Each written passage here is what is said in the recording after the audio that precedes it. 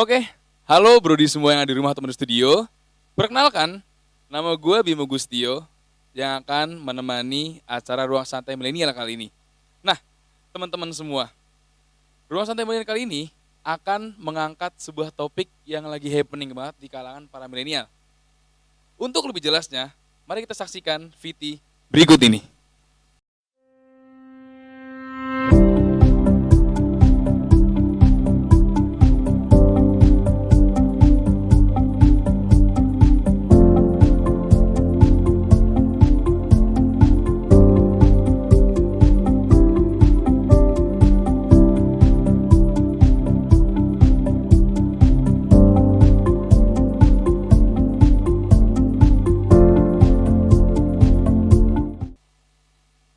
Nah, Brodi semua udah tahu kan tema apa yang akan dibawain acara Ruang Santai Milenial kali ini?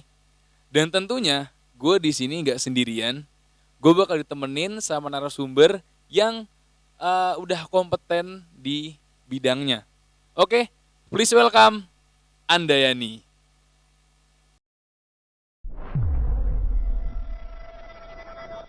Selamat datang teman-teman semuanya di Ruang Santai Milenial. Halo sobat milenial semua, pada kesempatan kali ini kita akan menyaksikan talkshow investasi bertajuk Millennial to be Millionaire yang pastinya akan dihadiri bintang tamu yang sangat menarik. Perempuan asal Kendal yang sangat cantik ini bernama Andayani Rani. Untuk mengetahui dirinya lebih dalam, kita saksikan video profil berikut ini. Halo, salam kenal teman-teman. Perkenalkan, nama aku Andayani Surani Putri. Biasa dipanggil Anda. Aku dari Prodi Analis Keuangan kelas KO3B. Untuk kesibukan saat ini, aku hobi dalam menulis artikel di blog aku andayanirani.com. Selain itu, aku juga aktif di salah satu organisasi kelompok studi pasar modal Capital Market Communities atau CMC di Politeknik Negeri Semarang. Selain itu, aku juga akhir-akhir ini menjuarai beberapa lomba di bidang akuntansi maupun pasar modal. Seperti kemarin aku mendapatkan kejuaraan sebagai juara 3 di Invest Trading Competition, kemudian juara 2 Accounting Online Competition. Untuk lebih lanjut bisa stay tune ya.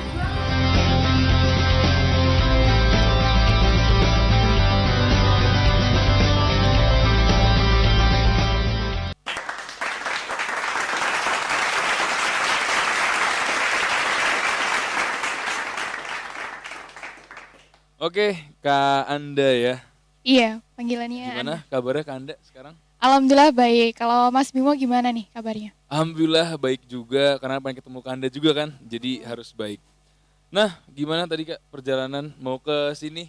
Macet kah atau lancar? Alhamdulillah lancar. Kan lewat Pantura nih dari Kendal Tembalang. Biasanya emang macet sih, tapi kebetulan tadi jalannya udah lumayan baik jadi lancar. Lancar. Jadi buat para pemirsa di rumah kan harus stay tune karena Kak Anda nih dari rumah gak ngekos, langsung ke sini buat mengedukasi kita semua seputar tentang investasi. Nah, Kak, tadi kan kita udah nonton profil Kakak ya sebelumnya. Itu disebutin Kakak itu salah satu runner up di Trading Invest Competition 2021. Ya kan? Iya. Itu bisa diceritain nggak Kak? Lombanya seperti apa? Terus persiapannya selama apa? Kayak gitu. Oke. Terkait dengan tadi lomba Invest Trading Competition itu emang diselenggarakan setiap tahun ya sama KSPM dari ITB. Nah, untuk persiapannya sendiri itu aku sama beberapa rekan di kelompok aku, itu pastinya kita buat trading plan dulu seperti itu. Terus kita juga buat strategi juga nih. Kira-kira saham apa ya yang cocok untuk trading? Kemudian keadaan pasar juga gimana waktu kita trading itu, karena itu kan 1 bulan ya mekanismenya. Jadi dalam waktu 1 bulan itu kita selalu trading seperti itu setiap harinya di jam bursa ya, dari hari Senin sampai Jumat seperti itu. Jadi udah lama persiapan nih Kak buat ikut lomba itu? Kita nyiapin 2 minggu kalau nggak salah. Jadi 2 minggu? kita sebelum kita daftar, kira-kira prospek gak nih? Kayaknya bisa, ayo. Tuh, kemudian daftar, terus kita siapin strateginya seperti itu. Itu pas lomba ada mentornya nggak Kak? Atau benar-benar otodidak, kakak sama timnya belajar sendiri atau ada mentornya? Oke, untuk mentor sendiri itu karena kita kan gabung di kelompok studi pasar modal ya. Jadi emang ada beberapa orang kebetulan aku ikut organisasi CMC ya, Capital Market Community. Nah, di situ itu ada yang namanya Dewan Komisaris. Nah, di situ kita minta nasihat gitu loh. Kita bakal ikut lomba ini seperti itu. Dan trading ini nanti gimana strateginya itu dikasih tahu juga ilmu dari para Dewan Komisaris seperti itu. Terus juga nih Kak, kita next topik ya. Yang aku tahu itu kan ada investasi, ada trading. Dan itu katanya dua hal yang berbeda. Nah, kalau boleh tahu nih Kak, itu perbedaannya apa sih antara investasi sama trading? Oke, ini pertanyaan yang cukup banyak banget ditanyain sama teman-teman sekalian. Kalau bicara terkait dengan investasi sama trading, itu perbedaannya ada di jangka waktunya. Nah, kalau misalnya trading itu biasanya dilakukan di waktu yang cukup cepat seperti itu. Bisa dalam waktu jam, kemudian bisa waktu hari, dan bahkan detik atau menit juga bisa. Sedangkan untuk investasi sendiri itu biasanya kurang lebih 1 tahun lah minimal. Dan ada yang investasi jangka panjang juga untuk 3 tahun atau 5 tahun seperti itu. Berarti bisa saya simpulkan ya, investasi dan trading itu satu hal yang sama, bedanya itu hanya di jangka waktunya aja. Kalau Iya. trading lebih cepat, kalau invest lebih lama untuk dapat hasil dari invest atau trading itu sendiri ya. Iya, benar banget. Dan terkait dengan tadi kan menyinggung imbal hasil ya. Kalau trading itu imbal hasilnya didapatkan dari yang namanya capital gain. Capital gain itu maksudnya apa? Perubahan harga atau selisih harga. Misalnya kita beli waktu sesuatu di harga murah-murahnya, kemudian kita jual waktu harganya sudah naik, gitu, seperti itu. Kalau namanya investasi, kebetulan saya investasi di saham ya. Nah, untuk investasi di saham sendiri, itu dapatnya karena saya investasi jangka panjang, selain ada capital gain atau perubahan harga, itu saya juga dapat yang namanya dividen. Dividen itu adalah pembagian laba dari suatu perusahaan yang didapatkan bisa setahun sekali atau setahun 2 kali tergantung dengan rapat umum pemegang saham. Dan dividen itu bisa didapetin hanya di saham aja, trading enggak? Iya, karena kalau trading kan jangka waktunya lebih cepat gitu ya. Jadi kemungkinan untuk mendapat dividen itu ya belum tentu seperti itu. Kalau misalnya dia mentradingkan di tanggal-tanggal waktu pengumuman dividen itu atau pencatatan dividen itu bisa dapat seperti itu. Oke, thank you Kak Anda. Jadi buat teman-teman tetap stay tune di Ruang Santai Milenial. Jangan kemana-mana karena kita akan masih panjang ngebahas seputar investasi di sini. Jadi stay tune.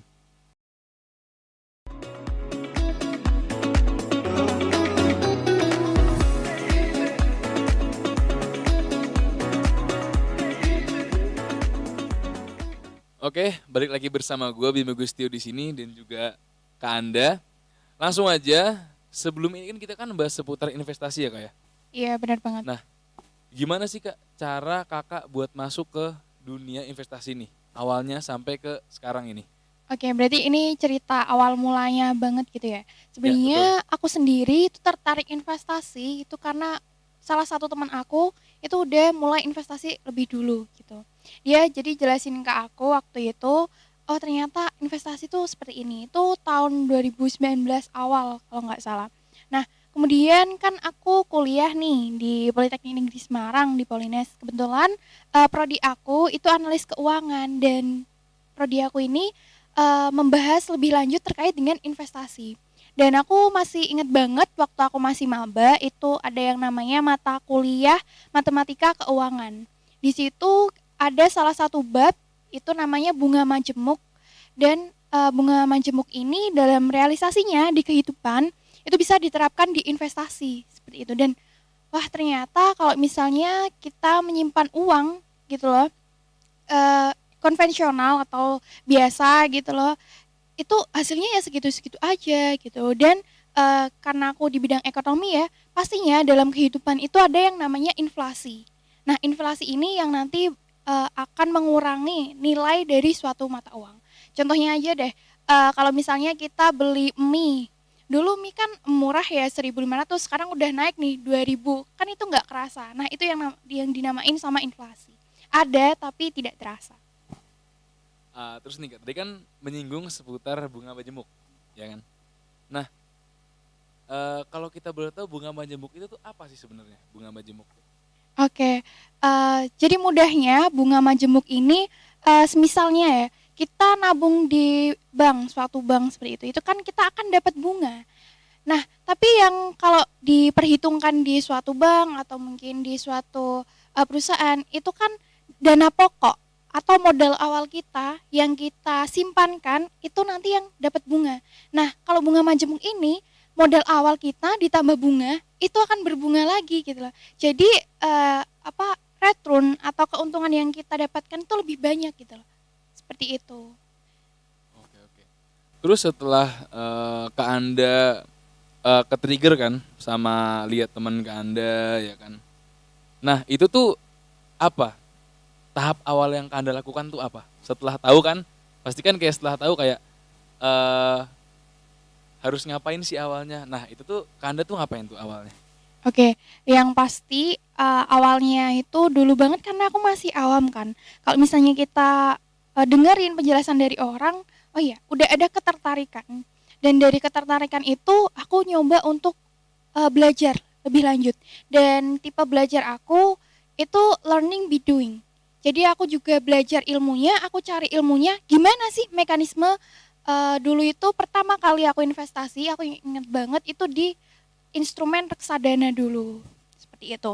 Di reksadana aku pelajarin gimana mekanisme investasi di sana, gimana cara kita mendapatkan keuntungan, dan apa saja kerugian yang bisa aku tanggung semisal aku investasi di reksadana. Nah setelah aku belajar itu tentunya harus ada praktek.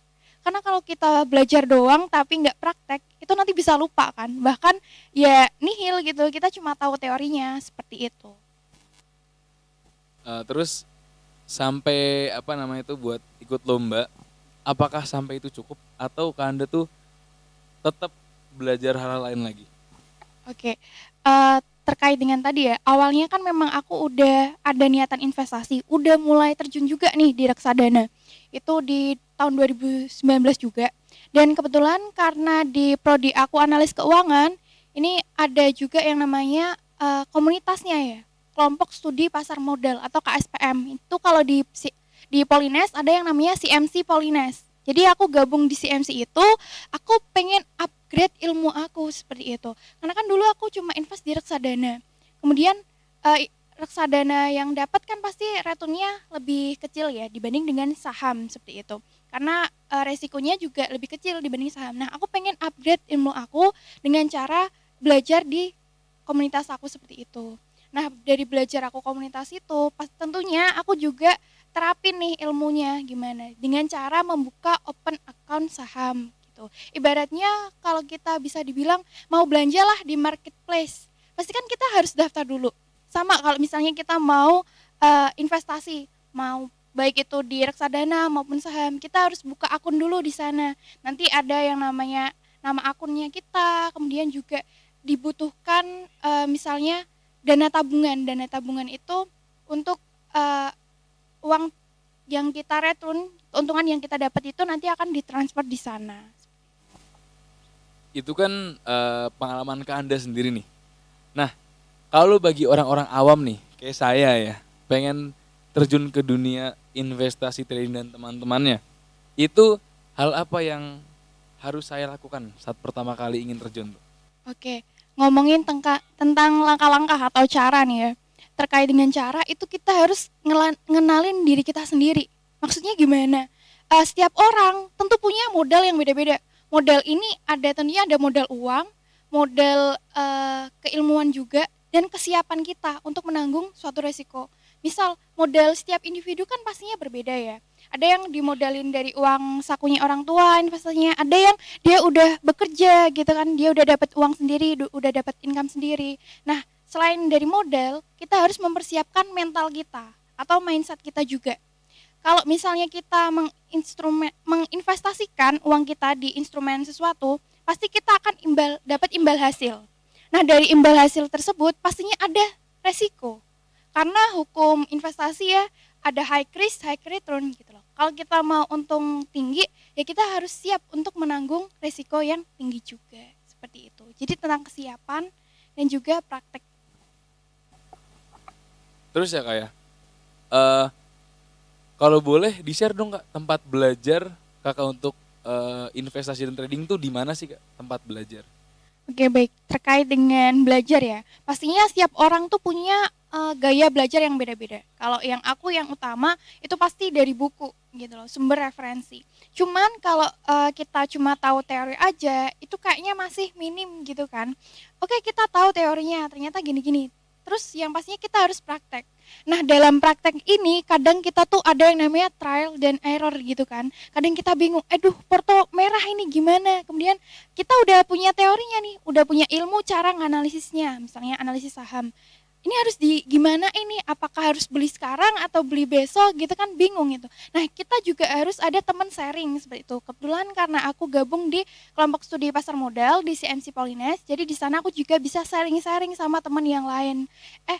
Aku tertarik nih sama saham ini, gini. Setelah aku hitung ternyata kayak gini. Nah, kalau dari teman-teman gimana nih? Kemudian mungkin ada teman yang lebih tahu, yang lebih update gitu ya tentang berita. Ternyata perusahaan ini kemarin baru ada berita terkait dengan misalnya ada perusahaannya prospeknya lagi menang tender nih kayak gini. Jadi prospeknya lebih bagus kayak gitu. Jadi kita tentunya butuh teman sharing dan juga teman berbagi.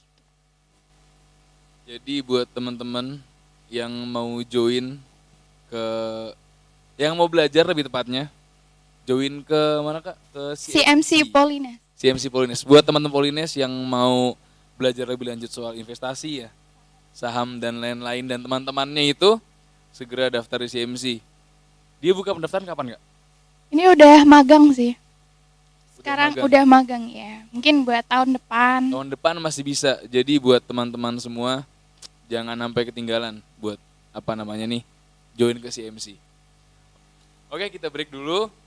Untuk lanjutannya tetap stay tune di Ruang Santai Milenial.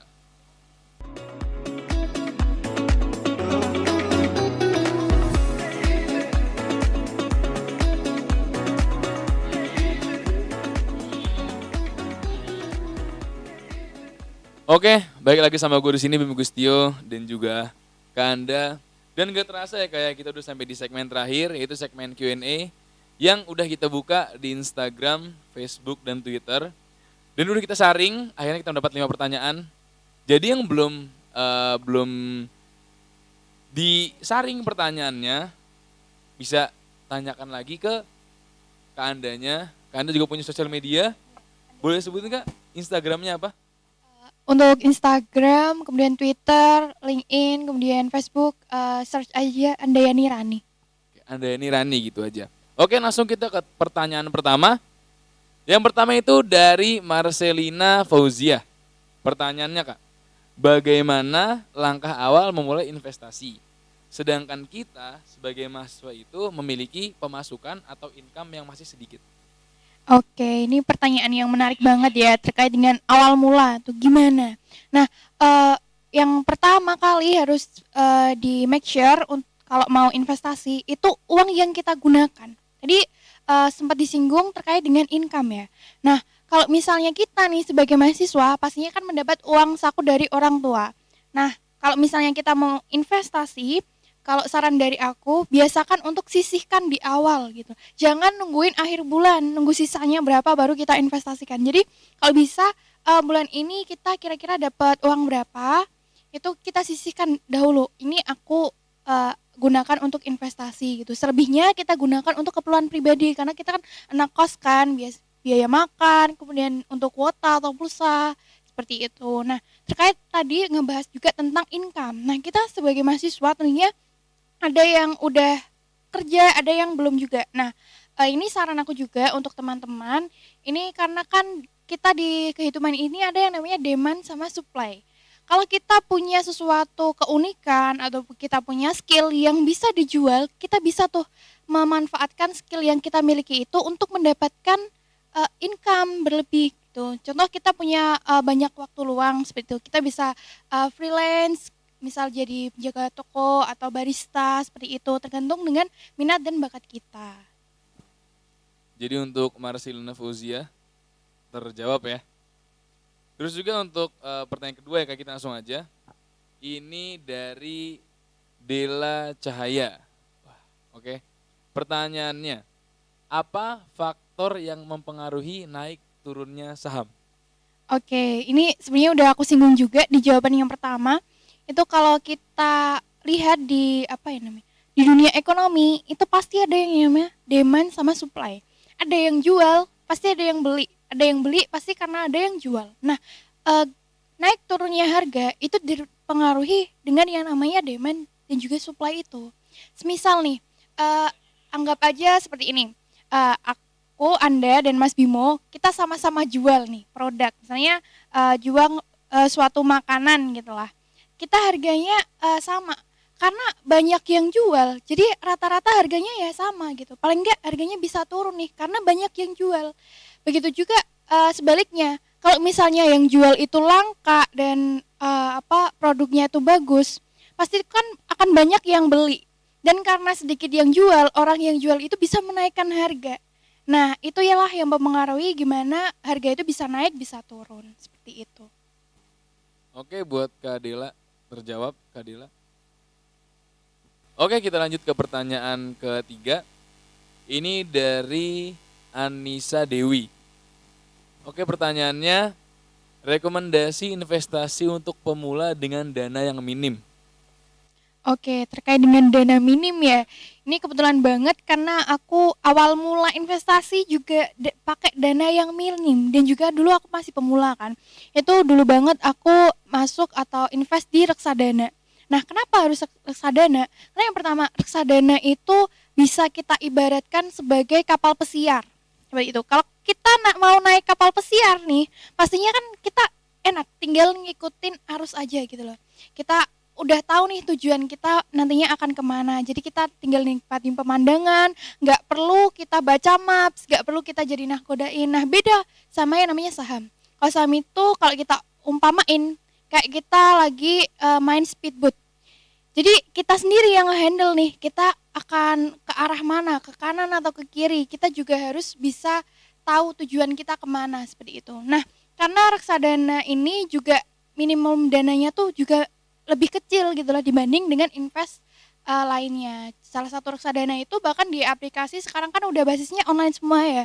Kita nggak harus scriptless lah, nggak harus pakai kertas lagi untuk membuka akun.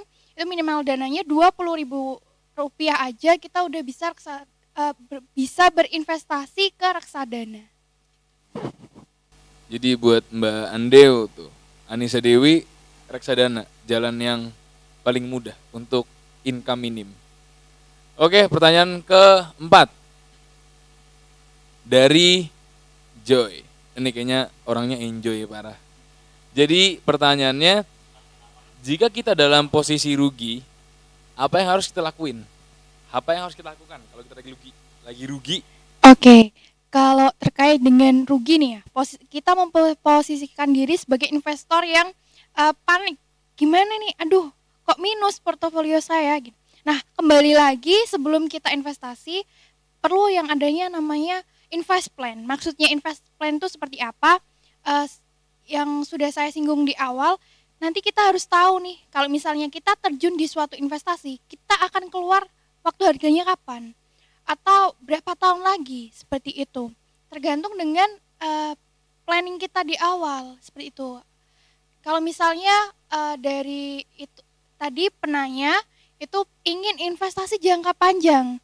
Nah, ya nggak perlu panik karena kita kan nggak mau jual sekarang nih meskipun portofolio merah atau masih rugi karena kita masih jangka panjang gitu loh. Kita nggak mau jual sekarang. Nah, kalaupun kita masih mau jual sekarang, nah kita juga harus tahu batas mana minimal untuk kita bisa menanggung rugi. Misalnya, aduh, aku kalau rugi sampai 50% ini nggak kuat, atau misal udah 10% rugi aku nggak kuat gitu. Kita juga harus cepet-cepet jual kayak gitu. Kenapa? Karena ya tadi invest plan kita di awal itu kita harus ngejual atau rugi yang bisa atau sanggup ditanggung itu berapa persen, seperti itu.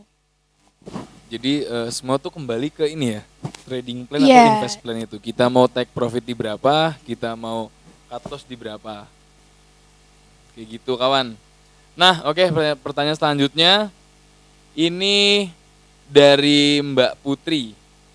Pertanyaannya, aplikasi yang digunakan untuk membeli saham yang aman. Oke, sebenarnya untuk saat ini ya banyak banget aplikasi yang berbasis online ya, karena kita sekarang kan udah aplikasi semua nih bentuknya. Itu udah banyak banget. Ada yang namanya Ajaib. Kalau di Ajaib itu kita bisa investasi di reksadana, bisa juga di saham. Kemudian ada yang namanya iPod, ada Mirai Sekuritas. Pokoknya kemudian ada juga Profit Anywhere. Bibit. Kalau Bibit itu khusus di reksadana aja, kalau saham nggak bisa. Nah, kita juga harus tahu nih, karena biasanya kalau setiap sekuritas itu pasti nerbitin aplikasi seperti itu. Nah, untuk memilih sekuritasnya itu kita juga harus tahu nih, karena kan ada yang namanya fee jual, fee beli seperti itu. Nah, kita harus sesuaikan lagi mana yang cocok untuk kita. Kemudian kalau kita berbicara terkait dengan sekuritas, pasti ada pelayanannya seperti itu. Kira-kira kalau aku di aplikasi ini cocok nggak ya, atau aplikasinya sering trouble nggak ya, atau aplikasinya nyaman di mata nggak ya, kayak gitu. Itu bisa dijadiin referensi beberapa aplikasi yang telah saya sebutkan. Berarti ini ya, apa itu relatif ya? Iya, benar banget. Tinggal kita lihat sekuritasnya aman atau enggak, sama dari interface-nya kita nyaman atau enggak. Mungkin dari situ. Oke, untuk pertanyaan udah cukup ya, udah cukup. Terus nih Kak, mungkin nih terakhir ya. Tips and trick dong dari Kakak buat kita yang orang-orang awam, buat saya khususnya ya, karena saya juga pengen ya. Itu bagaimana cara menentukan perusahaan-perusahaan mana atau bagian-bagian mana, saham yang mana yang bakal menghasilkan profit yang lumayan tinggi. Oke, berarti ini terkait dengan tips and trick. Kalau kita ngomongin investasi di saham, itu ada yang namanya analisis teknikal sama analisis fundamental. Kalau kita mau tahu harga dari sebuah perusahaan itu wajar atau enggak, mahal atau enggak, kita pakai analisis fundamental. Dengan cara apa? Dengan cara membaca laporan keuangan. Kira-kira kondisi laporan keuangannya gimana ya?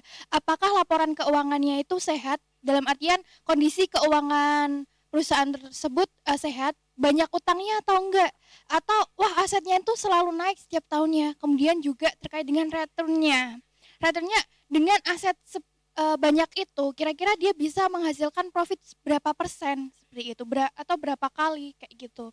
Nah, itu bisa kita baca dengan analisis fundamental. Dan analisis fundamental ini juga ada sub-subnya lagi, ada yang namanya analisis makroekonomi. Kalau makro itu terkait dengan keseluruhan ya dari suatu negara. Contohnya tuh ada inflasi, ada suku bunga, kemudian ada IHSG, kemudian ada nilai tukar juga kan berpengaruh. Selain makroekonomi, ada juga yang terkait dengan analisis fundamental dari subsektor atau industrinya.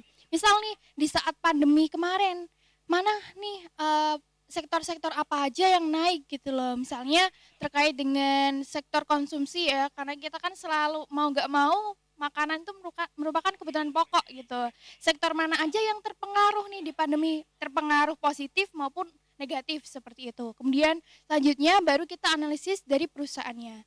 Di sektor-sektor tersebut itu ada perusahaan apa aja sih. Nah, kalau misalnya kita udah tahu nih, udah kenal perusahaan-perusahaannya, baru kita bisa analisis fundamental dari laporan keuangan yang telah saya sebutkan tadi. Terus kalau yang teknikal gimana tuh? Nah, ini menariknya ya. Jadi terkait dengan analisis ilmu, analisis ini bisa saling melengkapi gitu. Kita bisa tahu dari sebuah perusahaan tersebut nilai sahamnya tuh wajar atau enggak, atau murah atau enggak, atau mahal gitu ya. Kalau misalnya kita udah nemu nih suatu perusahaan yang harganya murah, kita tinggal cari aja titik entry atau titik masuknya atau titik belinya kita tuh saat kapan.